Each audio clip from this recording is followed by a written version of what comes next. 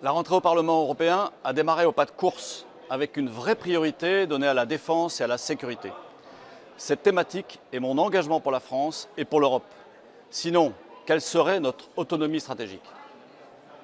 Je suis intervenu en commission pour rappeler que la défense reste une prérogative nationale. Et la seule mission de l'Europe est de soutenir et coordonner les efforts de défense des États membres, notamment en matière de politique industrielle, pour que les Européens puissent peser d'une voix, d'une seule voix.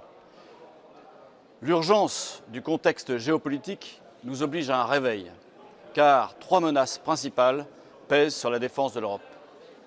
Première menace, la résurgence d'anciens empires. La Russie avec l'Empire russe, l'Iran avec l'Empire perse, la Turquie avec l'Empire ottoman et la Chine, l'Empire du Milieu.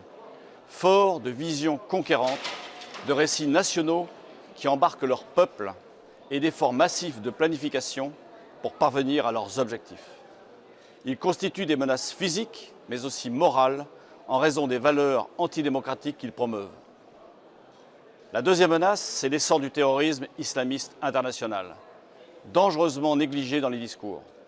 Il nous frappe vraiment tous azimuts, depuis le sud de nos frontières en Afrique, au Proche et au Moyen-Orient, via les filières migratoires, mais aussi tragiquement au cœur de nos pays, par le développement du radicalisme religieux.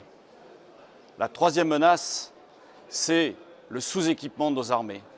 Nos armées européennes n'ont en effet pas suffisamment de matériel militaire pour protéger leur pays et sont affaiblies dans leur liberté de décision et d'action, car certaines sont sous emprise de puissances étrangères.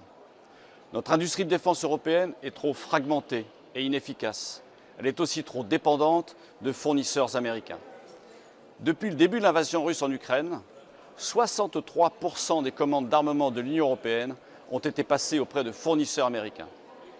Nous avons ainsi, par exemple, en Europe, 17 modèles de chars différents, alors que le marché unique américain en propose un seul. Il faut donc concentrer nos forces, car notre défense est collective, même si nos armées restent nationales.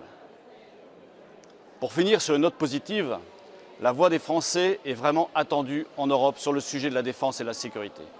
Car la France peut être fière d'avoir une expérience inégalée sur le terrain de la guerre, d'avoir largement participé à la lutte contre le terrorisme en payant malheureusement le prix du sang, et de détenir une industrie de défense aguerrie, puissante, d'excellence et souveraine, au service de la France et bien sûr de l'Europe. Soyons donc unis entre Européens. La protection de nos pays, de nos familles et de nos enfants en dépend. Vous pouvez compter sur moi.